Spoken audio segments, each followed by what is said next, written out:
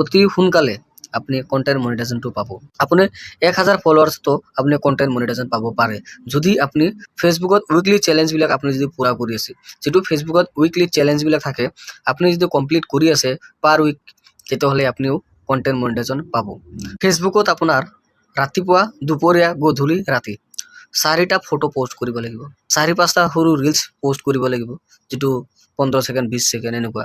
আৰু long video' এটা বা দুটা সদায় পোষ্ট কৰিব লাগিব। লং বুলি ক'লে 2 মিনিটতকৈ ওপৰত, 3 মিনিটতকৈ কম।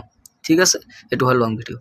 আপুনি যদি সদায় এনেকুৱা কৰি দিব পাৰে তেতিয়াহ'লে আপুনি অতি সোনকালে আপনি কন্টেন্ট মনিটাইজেশনটো পাব। কন্টেন্ট মনিটাইজেশনটো পোৱাটো কিন্তু সহজ কথা নহয়। বা মই যে আপোনাক কম মই আপোনাৰ কন্টেন্ট মনিটাইজেশন লৈ দিম, ময়ো নোৱাৰো। কিয় কাৰণে কন্টেন্ট মনিটাইজেশন এতিয়া ফেচবুক নিজে দিয়ে, যাক ভাল লাগে তাকে দিয়ে।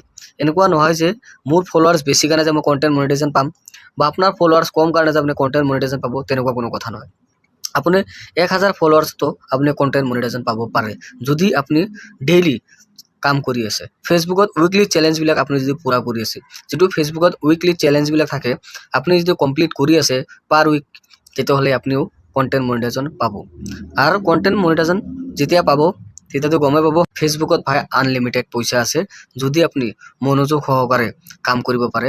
আপুনি যদি ফেচবুকত সময় দিব পাৰে তেতিয়াহ'লে আপোনাৰ ফেচবুকত আনলিমিটেড পইচা আছে। সোশ্যাল মিডিয়াতকৈ পইচা কিন্তু কতো নাই। সেইকাৰণে আপোনালোকে যদি ফেচবুকৰ পৰা পইচা ইনকাম কৰিব বিচাৰি আছে তেতিয়াহ'লে কিন্তু আপুনি ফেচবুকত অলপ কষ্ট কৰিব লাগিব, ফেচবুকত অলপ এক্টিভ থাকিব লাগিব, ফেচবুকত অলপ সময় দিব লাগিব।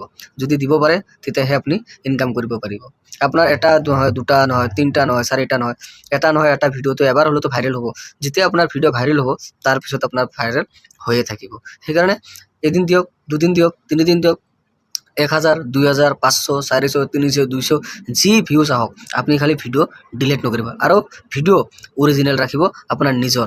কাৰণ যদি আপুনি নিজৰ ভইচ ইউজ কৰে, নিজৰ কন্টেন্ট যদি ইউজ কৰে তেতিয়াহ'লে গোটেইখিনি আৰ্নিং আপুনি নিজে পাব। যদি আপুনি কাৰো ভিডিঅ' বা অডিঅ' ইউজ কৰে হয়তো আপোনাৰ কপিৰাইট আহিব পাৰে। কপিৰাইট অহাৰ ফলত হয়তো কিছুমানক আধা ৰেভিনিউ দিব পৰা হ'ব পাৰে, আৰু কিছুমানতো কমপ্লিট দিব লগা হৈ যায়। সেইকাৰণে আপুনি নিজৰ কন্টেন্ট ইউজ কৰক। আৰু ফেচবুকে কৈ থাকে নিজৰ কন্টেন্ট ইউজ কৰক, আৰু মই বিচাৰো আপোনালোকে নিজৰ কন্টেন্টটোৱে ইউজ কৰক।